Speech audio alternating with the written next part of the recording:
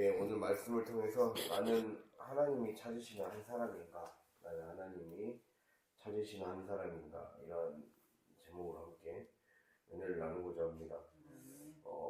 원래 이제 그 5장 1절에서 6절이 한 단락인데, 여기 하나님과 예레미야 선지자가 나눈 대화의 내용을 다루고 있는 구절입니다. 1절이 하나님이 이제 예레미야에게 말씀하시는 거예요. 예루살렘 거리로 어제 얘기했었죠. 이 부분은 예루살렘 거리를 두루 찾아다니면서 넓은 거리를 찾아다니고 거리를 찾아다니면서 하나님 말씀대로 살아가는 자, 진리, 정의를 행하고 진리를 구하는 그 사람이 있는지를 찾아봐라. 그 사람이 한 사람이라도 있으면 내가 그 성읍을 용서할 거다라는 거죠. 즉 하나님이 나는 하나님이 찾으시는 한 사람인가, 우리가 여기서 이것을 우리에게 적용해 봐야 된다는 거예요.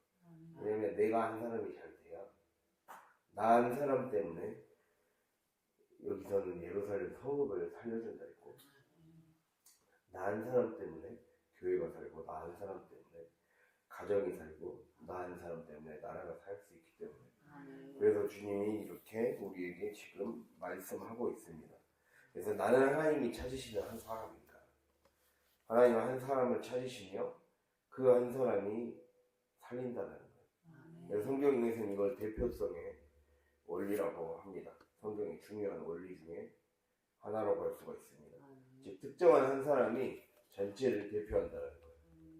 그래서 그의 행동이나 그 여러 가지 결정이 집단에 영향을 미치는 거죠.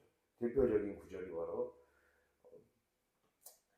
로마서 5장 12절에서 21절이라고 할 수가 있습니다. 즉 아담이 범죄함으로 인해 이후에 인류가 결국 그의 죄가 인류 모두의 죄로 영향을 미쳤고 간주되었다. 그걸 통해 아담의 죄로 인해 심판이 모든 사람에게 미쳤죠. 그래서 그렇게 비교하고 있습니다. 아담의 죄로 인해 죄의 세력이 이 땅에 들어왔다. 그리고 사망이 왕노릇하게 되었다. 이렇게 말씀하죠. 그와 반대로 새 피조물, 새 인류이신 예수 그리스도의 대표, 새 인류의 대표이신 예수 그리스도께서 이 땅에 오셔서 은혜가 들어왔다. 은혜가 들어왔고 생명과 의가 왕노릇하게 되었다. 이렇게 비교하며 이야기를 하고 있어요. 즉 내가 어디에 속하느냐에 따라, 그래서 누구든지 그리스도 안에 있으면 새로운 피조물이라. 이전 것은 지나갔으니 보라 새 것이 되었더라. 지금 이 말씀은 고린도후서 5장 17절의 이 말씀은 무엇을 이야기하고 있느냐? 그리스도 안에 속해야 내가 아담에 속한 자가 되지 않게 된다 라는 것을 이야기하는 거예요. 아담에 속한 세상에서 출애굽하라는 거예요. 벗어나라는 거예요. 벗어나서 하나님께로 속하라. 하나님이 찾으시는 한 사람이 되려면 내가 그리스도 안에 머물러야 된다. 이렇게 주님이 말씀하고 있는 겁니다. 그래서 내 삶이 내가 은혜에 속한 자로 살고 있는가, 아니면 죄에 속한 자로 살고 있는가, 그것은 내가 선택하는 것이다. 그렇게 하는 것에 따라 하나님이 찾으시는 한 사람이 될 수 있다는 겁니다. 그래서 1절이 그렇게 하나님이 찾아보라는 거예요. 말씀대로 사는 사람이 있는지 찾아봐라. 2절에 그 대답이, 이건 예레미야의 대답입니다. 여호와께서 살아계심을 두고 맹세할지라도 실상은 거짓 맹세니라. 즉 한마디로 없다라는 거예요. 아무리 눈을 씻고 찾아봐도 없습니다. 그러한 사람이 없습니다. 한 사람이 없습니다. 그러면서 예레미야가 이렇게 대답을 하는 거죠. 눈을 씻고 찾아봐도 살 수 없습니다. 즉 예루살렘 성읍에 의인을 또 말씀대로 살기 위해 하나님 뜻을 읽어내기 위해 두루두루 찾아다니는 그런 사람이 없습니다. 하나님 말씀대로 사는 사람들, 하나님의 말씀을 묵상하여 부지런히 말씀을 적용하고자 하는 자가 없다는 거예요. 그것을 지금 말씀하고 있어요. 그래서 여기서 보면 우리가 이 말씀을 통해 이제 하나님의 말씀을 적용해 보자면, 내가 하나님이 찾으시는 한 사람이 되려면 하나님이 찾으시는 참된 예배자가 되어야 된다. 이게 오늘 말씀의 오늘 말씀을 통해 하고자 하는 귀한 하나님의 메시지라고 볼 수가 있습니다. 내가 하나님이 찾으시는 한 사람이 되려면 무엇이라고요?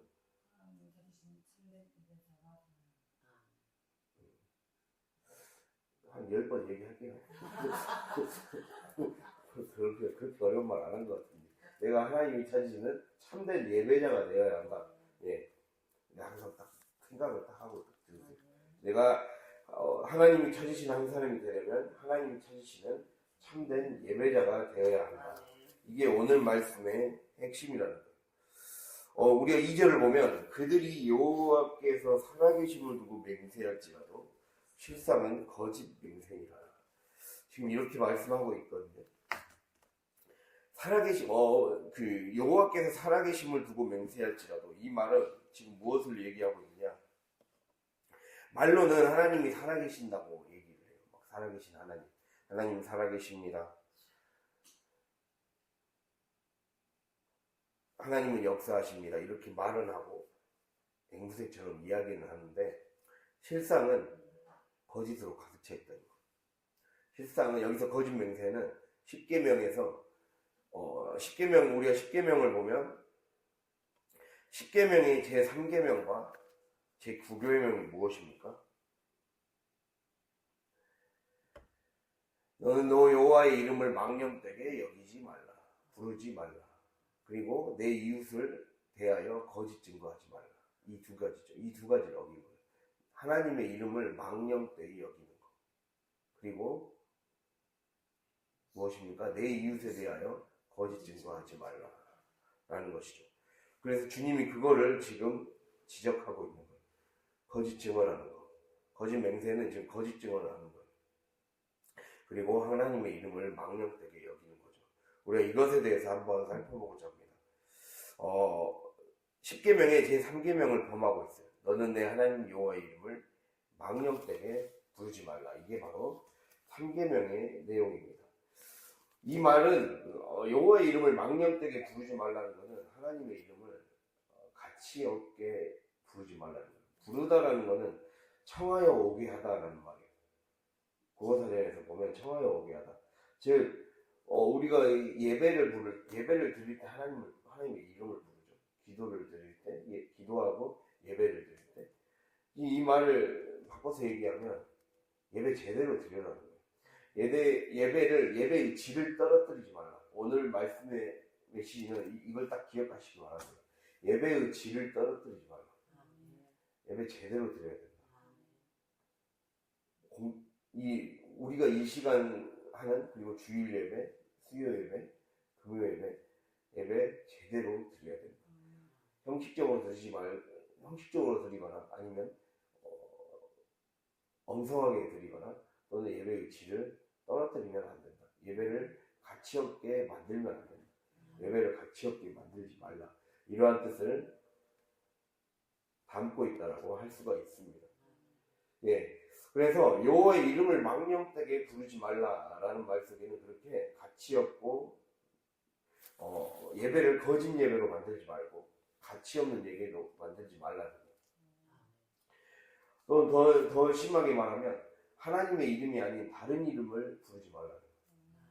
그러한 말씀을 지금 담고 있습니다. 즉 말로는 하나님의 이름을 부르면서 실제 삶에서는 다른 이름이 더 커지는 것을 민감하게 여기라는 거예요. 그래서 예배의 기본은 바로 다른 이름을 내쫓는 겁니다. 우리가 이 말씀을 한번 찾아볼까요? 신명기 12장입니다. 신명기 12장 281페이지.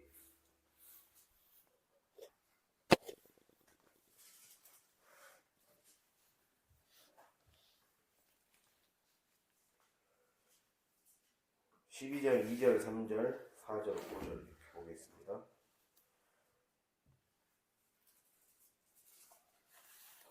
함께 읽겠습니다. 너희가 쫓아낼 민족들이 그들의 신들을 섬기는 곳은 높은 산이든지 작은 산이든지 푸른 나무 아래든지를 막론하고 그 모든 곳을 너희가 마땅히 파멸하며 그 제단을 헐며 주상을 깨뜨리며 아세라 다시 읽겠습니다. 다 크게 읽으세요. 2절부터 다시 읽겠습니다. 너희가 쫓아낸 민족들이 그들의 신들을 섬기는 곳은 높은 산이든지 작은 산이든지 푸른 나무 아래든지를 막론하고 그 모든 곳을 너희가 마땅히 파멸하며 그 제단을 헐며 주상을 깨뜨리며 아세라 상을 불사르고 또 그 조각한 신상들을 찍어 그 이름을 그곳에서 멸하라. 너희의 하나님 여호와께는 너희가 그처럼 행하지 말고 오직 너희의 하나님 여호와께서 자기의 이름을 두시려고 너희 모든 지파 중에서 택하신 곳이 그 계신 곳으로 찾아 나아가서. 아멘. 예, 지금 이 12장, 신명기 12장은 예배를 어떻게 드려야 된다. 예배의 기본이 무엇인가를 얘기를 하는 구절입니다. 말씀. 그래서 신명기 12장은 그걸 다루고 있거든요. 예배의 기본은 하나님의 이름이 아닌 다른 이름을 먼저 멸해야 된다. 그게 핵심입니다. 2절, 3절. 쫓아낼 민족. 여기에서 쫓아내라는 거는, 그러니까 한마디로 지금 우리가 5절 보면, 오직 너희의 하나님 여호와께서 자기의 이름을 두시려고 너희 모든 지파 중에서 택하신 곳인 그 계실 곳으로 찾아 나아가서 이제 이후에 읽지 않았지만 그곳에서 번제를 드리고 제물 드리고 11조 거제 뭐 이런 것 예배를 드리라는 거예요. 우리가 이걸 통해서 알 수 있는 것은 하나님의 이름을 내가 하나님의 이름을 우리가 주의 이름을 불러야 구원을 받을 수 있고 주의 이름을 불러야 진정한 축복을 얻을 수 있는데 내가 제대로 된 예배를 드리려면 먼저는 다른 이름을 거기에서 제거해야 된다. 실제 삶에서 거짓된 형식주의적인 예배가 되지 않도록 철저하게 예배 준비가 되어야 된다라고 얘기를 하고 있어요. 확실하게 청소된 상태에서 예배가 준비가 되어야 된다라는 것을 주님이 우리에게 지금 말씀하고 있다라는 겁니다. 그래서 그것이 제거되지 않은 상태에서 드리는 예배는 하나님이 받으시는 예배가 아니라는 것을 지금 얘기하고 있습니다. 지금 내가 하나님이 찾으시는 한 사람, 그 사람은 바로 참된 예배자다. 참된 예배자는 거짓된 예배를 드리지 않는 거다. 거짓된 예배는 뭐라고요? 다른 이름을 제거해야 된다. 라는 것이죠.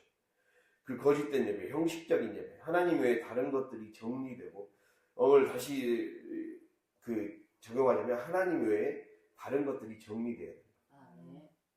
정리되고 제거되지 않은 채 예배를 드리면 안 된다. 우리의 마음이 정리되지 않은 채. 그것이 중요하다는 거죠. 그럼 우리가 이걸 조금 더 적용해 볼 수가 있습니다. 도대체 내가 드려지는 예배가 하나님이 원하시고 찾으시는 예배의 모습이라는 걸 어떻게 구체적으로 알 수가 있는가? 그게 바로 오늘 얘기를 하죠. 이웃에 대하여 거짓 증거하지 말라. 이 속에 들어있습니다. 이 속에 그 말씀의 뜻이 담겨 있음을 지금 볼 수가 있어요. 이웃에 대하여 거짓 맹세하지 말라. 이 말, 거짓 증거하지 말라. 이 속에는 여러 가지 그 뜻이 담겨 있는데, 첫 번째로는 거짓 증언에 관련된 겁니다. 거짓 증언하지 말라. 원래 거짓 증언하지 말라, 이웃에 대하여 거짓 증언하지 말라. 이 말은 그 법정에서 쓰인 배경입니다. 법정에서 재판을 받을 때 그 원고와 피고가 있고 그 이제 증인을 부르죠. 그러니까 재판에서 가장 중요한 거는 증인이잖아요.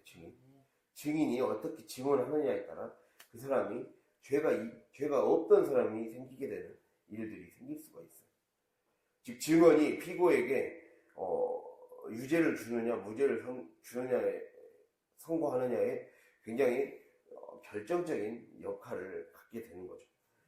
증인의 한마디에 이 사람이 큰 영향을 받을 수도 있고 아닐 수도 있죠. 즉 증거가 중요하다는 거죠. 그만큼 그걸 통해서 우리가 살펴볼 수 있는 게 지금 그 말이에요.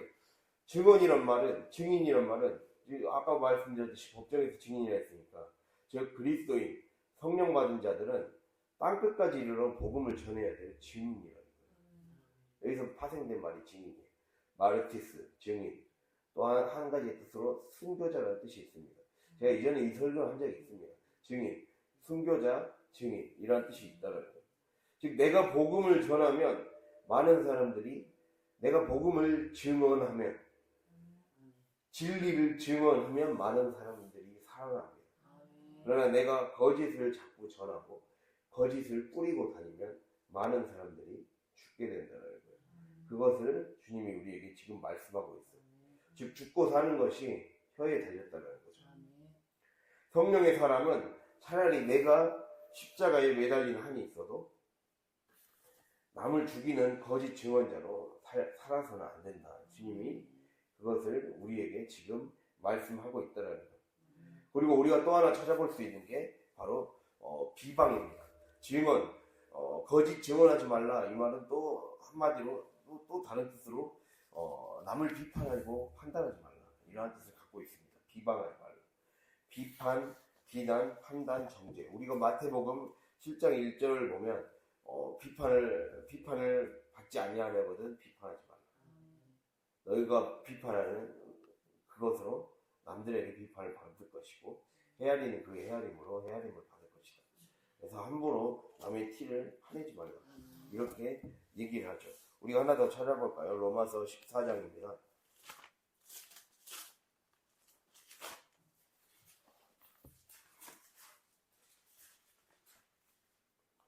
로마서 14장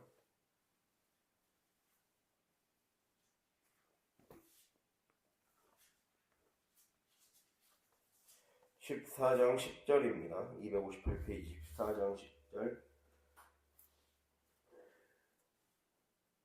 예, 함께 읽도록 하겠습니다. 내가 어찌하여 내 형제를 비판하느냐? 어찌하여 내 형제를 없이 여기느냐? 우리가 다 하나님의 심판대 앞에 서리라. 아멘. 여기서 심판대 앞에 서게 된다라고 나와 있죠. 우리가 하는 말들이 다 심판대 앞에 하나님 앞에 내가 한 말에 대해서 다 책임을 지게 되어 있단 말이에요. 내가 하는 행동 하나, 언행 심사 하나하나가 하나님이 기억하신 바되고 하나님이 보고 있다는 것을 지금 말씀하고 있어요. 그리고 마지막 때에 하나님의 심판대 앞에 서서 내가 해왔던 말에 대해서 심판받게 될 것이라는 걸 반드시 기억하면서 함부로 비판하지 말라라고 얘기하고 있죠. 그리고 또 하나 우리가 살펴볼 수 있는 게 이웃에 대하여 거짓 증거하지 말라. 이 속에는 증언과 맹세뿐만 아니라 비방이 있었고, 그래서 거짓 증언하지 말라. 그리고 남을 비판하거나 판단하고 비방하지 말라. 그리고 세 번째는 헛된 말, 무가치한 말을 하지 말라라는 거죠. 예.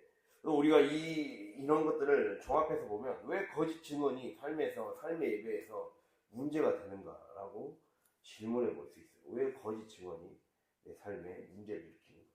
우리 아까 간단한 답은 나왔죠. 거짓 증언이 어떻게 되는 거죠? 죽인다라는 거예요. 예. 거짓 증언은 죽이는다. 복음을 전하면, 진리를 전하면 다른 사람을 살리게 되지만 거짓 증언은 죽이게 된다.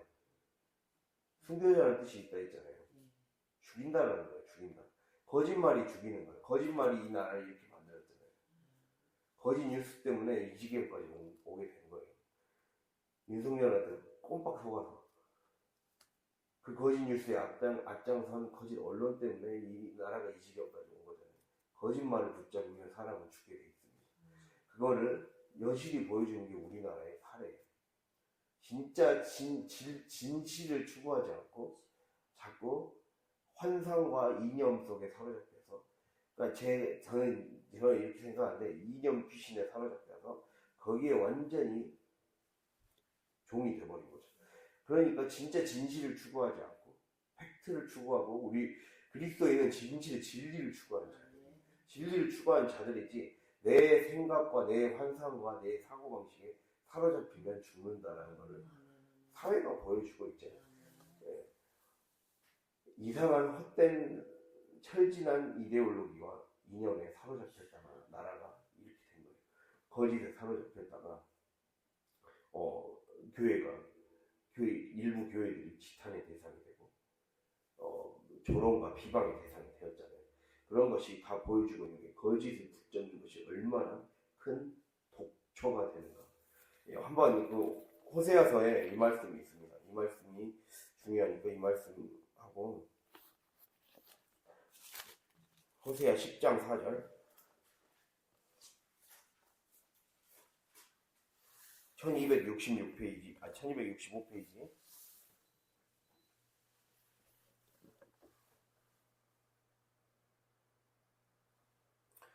함께 10장 4절을 읽도록 하겠습니다. 그들이 헛된 말을 내며 거짓 맹세로 언약을 세우니 그 재판이 밭 이랑에 돋는 독초 같으리로다. 아멘. 보다 이제 분명하게 비유를 하고 있죠. 헛된 말, 여기서의 헛된 말도 다 똑같은 말이에요. 지금 거짓 증언, 맹세, 비방, 비난 이러한 것들을 똑같은 단어를 사용했는데 히브리어로 셰케르라고 합니다. 셰케르라고 해서 헛된 말, 거짓 맹세, 거짓 증언, 비방 이러한 것을 뜻하는 말이에요. 그래서 한마디로 이러한 것들이 속에서 쌓여 있는 채로 그대로 그냥 둬버리면 아까 지금 말씀드렸잖아요. 하나님이 찾으시는 한 사람이 되려면 하나님이 찾으시는 참된 예배자가 되어야 돼요.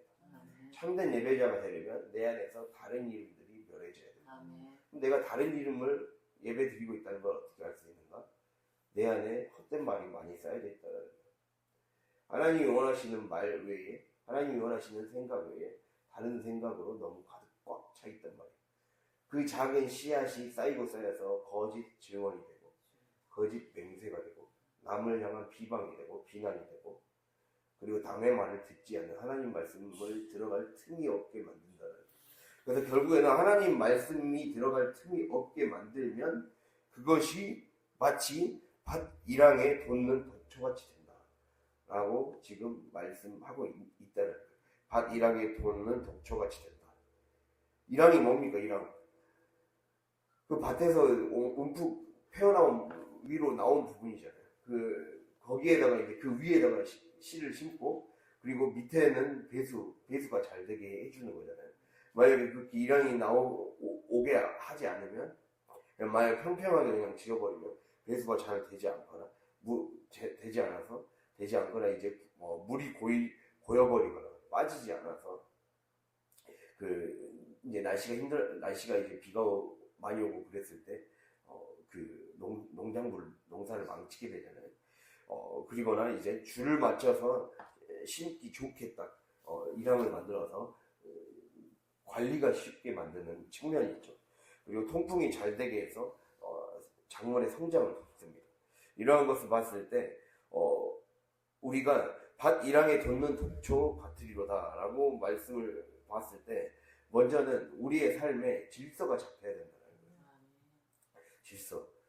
딱 제대로 하나님의 말씀을 딱 들으면 그것을 가지고 내가 심어야 돼. 그 말씀을 키워내야 돼. 말씀을 키워내려면 밭을 갈아야 되잖아요. 밭을 갈아서 이렇게 이랑을 만들어줘야 돼요. 이랑을 만들어줘서 하나님의 말씀을 심고 하나님이 이게 딱 제대로 그 작물이 하나님의 말씀의 씨앗이 제대로 성장해서 자라날 수 있게 이랑을 만들어서 이랑 위에 딱 심고 밑에는 안 좋은 것들이 그 말씀 외에 다른 것들이 딱 빠져나갈 수 있게 잘 배수돼서 빠져나가서 제대로 성장할 수 있게 해줘야 되죠. 그대로 하지 않고 그냥 땅에다 그냥 뿌리기만 하면 우리가 길가에 그냥 밭가리가 되지 않는 그냥 길가에 그대로 뿌려버리면 새들이 와서 먹어버린다. 정리가 되지 않은 그 밭은 반드시 문제를 일으키잖아요. 가시덤불이나 가시떨기나 그리고 돌밭에 있는 밭은 흙이 깊지 않아서 결국에는 싹이 트지만 금방 상해버리고 또 가시떨기는 무엇이라 했습니까? 가시가 자라서 가시 때문에 그 생장의 기운을 막게 된다라고 우리가 씨 뿌리는 비유에서 얘기하고 있잖아요. 그런 것처럼 그런 것을 우리가 종합적으로 봤을 때 결국에는 밭을 제대로 갈아줘야 된다. 가만히 놔두면 안 된다. 이랑을 해서 제대로 내 안에 헛된 말들, 하나님이 원하시지 않는 생각들이 빠져나갈 수 있게 그 배수로를 만들어줘야 된다는 거예요. 그 배수로를 만들어줘야 된다는 것을 이랑이라는 말을 통해 우리가 살펴볼 수가 있다는 거예요. 이 말을 오늘 꼭 기억할 수 있길 바랍니다. 하나님의 말씀에 필터링이 돼야 된다. 하나님의 말씀이 제대로 심어지려면 내 말이 필터링이 될 수 있는 장치를 만들어내는 것이 굉장히 중요하다. 늘 그러한 것을 체크해내야 된다는 거죠. 그것을 지금 말씀하고 있습니다. 그래서 이 체크 장치가 되지 않으면, 배수 장치가 제대로 되지 않으면 비난과 비방과 헛된 말 거짓증언, 즉 예배를 가치 없게 질 떨어지게 만드는 요소가 바로 이거라는 거죠. 왜 예배에서, 왜 기도에서 나는 응답받지 못하는가? 내가 평소의 삶에서 관리가 제대로 되지 않았기 때문에. 그래서 하나님의 기도 때 온전히 응답되지 못하고 집중하지 못하는 거죠. 그것을 주님이 우리에게 지금 말씀하고 있다는 거예요. 가장 기본에서부터 관리가 돼야 된다. 주님이 이 말씀을 우리에게 하고 있습니다. 그것이 되지 않으면 밭 일항에 독초가 생겨난다. 일항에 독이 움트게 된다. 독초가 움트게 된다. 즉 독이 들어있는 풀이 생기게 된다. 독초, 즉 독초는 무엇입니까? 독이 들어있는 풀이 있어서 식물의 뿌리나 잎, 열매 따위에 독이 들어있다는 거예요. 그래서 그것이 먹으면 중독이 되거나 살갗에 닿으면 염증이 생기죠. 그래서 그것이 독초라고 할 수가 있습니다. 중독이 무엇입니까? 우리의 몸에 음식물이나 약물의 독성이 있어서 기능 장애를 일으키는 거예요. 그게 중독이에요. 또는 지나치게 복용하면 그것 없이는 못 견디고 허해지는 증상. 그게 바로 중독이라고 할 수가 있습니다. 병적인 증세죠. 또 중독은 세 가지 뜻이 있거든요.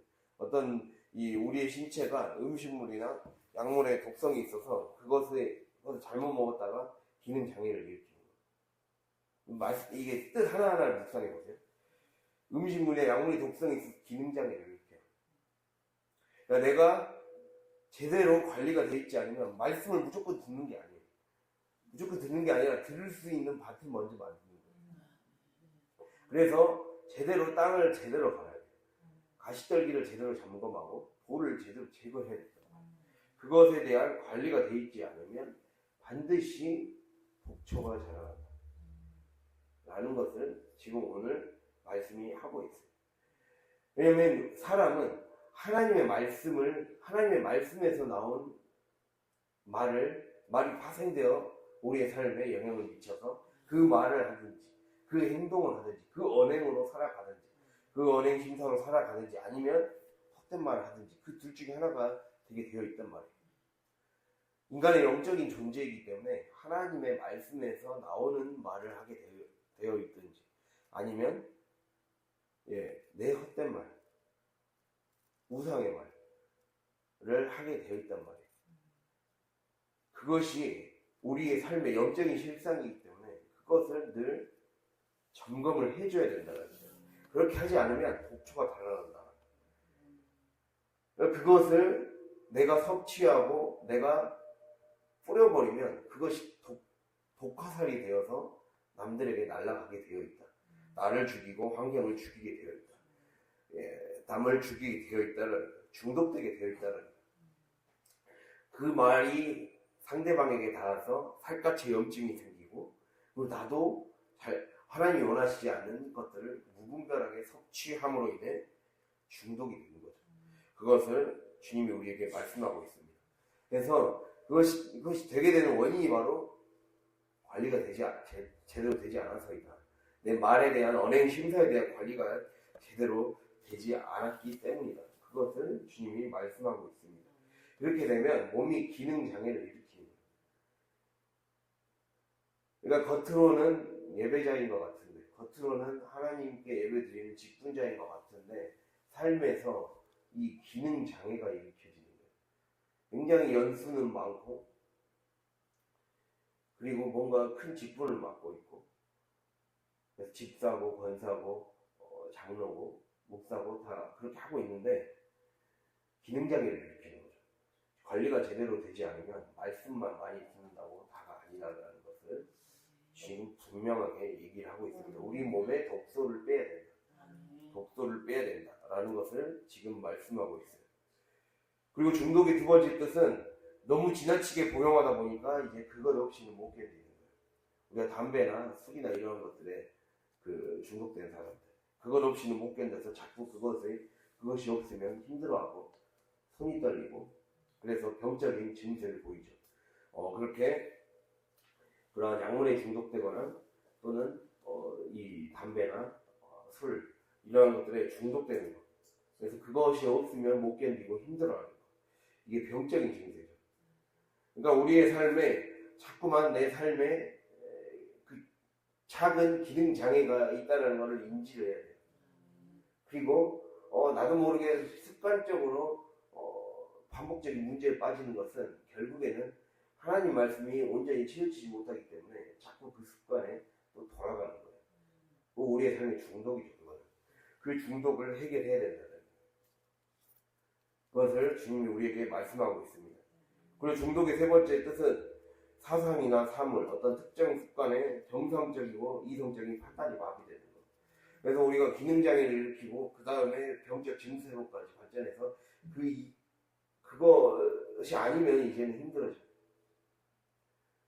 그리고 더 나아가서 완전히 판단까지 마비되어서 엉뚱한 판단을 하게 되는 거죠. 정상적이고 이성적인 판단이 마비되는 거죠. 마비가 된다는 것은 신경 기능이 저하되는 거예요. 근육의 힘이 약해지고 그리고 둔해지는 거예요. 감각이 무뎌지고 감각이 예리해지지 못해서 둔해지고, 어떤 사람이 둔하다라는 것은 감각이 예리하지 못하다는 거예요. 무디다는 거고 그리고 깨침이 느리다라는 뜻을 갖고 있어요. 깨달음이 느리다. 아무리 말씀을 해도 알아먹지 못한다. 이러한 상태까지 된다. 즉 관리를 계속해서 꾸준히 하지 않으면, 그래서 그것에 반응하지 않으면 모르게 된다. 완전히 망하게 된다라는 것을 얘기를 하고 있어요. 우리가 예레미야 그 오늘 말씀을 읽진 않았지만 5장 3절에 보면 이런 말씀이 나와 있습니다. 5장 3절에 보면 주께서 그들을 치셨을지라도 그들이 아픈 줄을 알지 못한다 라고 나와 있잖아요. 5장 3절 봐보세요. 5장 3절에 치셨을지라도 아픈 줄을 알지 못하고 멸하셨을지라도 징계를 받지 아니한다. 그리고 그들의 얼굴을 바위보다 붓게 하여 돌아오기를 싫어한다. 그렇게 지금 나와 있잖아요. 그것이 지금 심각한 문제라는 것을 지금 말씀하고 있어요. 내가 내 안에 있는 독성을 계속해서 제거해 나가야 돼요. 그것이 되지 않으면 계속해서 내 삶에 기능장애를 일으키고 기능장애가 더 심해져서 그것 없으면 못 견디는 상태가 되고, 못 견디는 상태를 넘어서 이제 완전히 일상의 신경까지 다 마비되어서 정상적인 이성적인 판단까지 흐려지게 된다는 거예요. 신경 기능이 저하된다. 우리 안에 하나님의 말씀이 들어오는, 하나님의 영이 들어와서 우리의 삶을 건강하게 만드는 그 영적인 신경세포가 죽어버린 거죠. 신경세포가 죽어버림으로 인해 하나님의 말씀이 들어올 그러한 통로를 느끼지 못하고 깨닫지 못하는 거죠. 그래서 둔해지고 만다라는 겁니다. 그래서 하나님이 우리에게 말씀하시는 것은 이 마지막 말씀을 꼭 기억하길 바랍니다. 하나님, 내가 참된 예배자가 되기 위해 얼마나 내 삶에 생각과 말과 행동, 이 모든 것들을 신경 써야 되는가, 필터링 장치를 만들어야 되는가. 그래서 오늘 말씀 기억하길 바랍니다. 하나님이 찾으시는 한 사람인가, 하나님이 찾으시는 한 사람은 하나님이 찾으시는 참된 예배자이다. 참된 예배자가 되려면 예배의 질을 떨어뜨리면 안 된다. 예배의 질은 여기서 결정되는 거예요. 내가 평소 때 관리가 돼야 된다. 헛된 하나님의 말이 아닌 내 말이 자라나서 독초가 되지 않게 늘 끊임없이 관리해야 된다. 그것에 중독되기 때문에 마비되는 것이고, 그래서 그럼 내가 마비됐으면 어떻게 알 수 있겠습니까? 말씀이 잘 안 들리는 거. 말씀이 잘 흡수가 되지 않고 겉도는 것. 무엇인가 눈에 보이는 열매로 나타나지지 않는 것. 내가 느낄 수가 있잖아요. 내가 지금 변화되고 있구나 라는 것은 본인이 느끼지 않겠습니까? 그게 잘 되고 있지 않다면 내가 중독이 진행되고 있구나. 그것을 기억하면서 우리가 그 독성이 우리의 삶에 퍼지지 않도록 빨리 해결을 하고 늘 관리할 수 있는 저의 여러분이 될 수 있기를 바랍니다. 그렇게 함으로써 하나님이 찾으시는 한 사람이 되어서 내 한 사람이 바로 서면 여럿을 살릴 수 있다. 그것을 기억하며 오늘 하루도 주님 안에서 하나님이 찾으시는 참된 예배자가 되는 저와 여러분이 되기를 간절히 바랍니다. 네, 기도하겠습니다.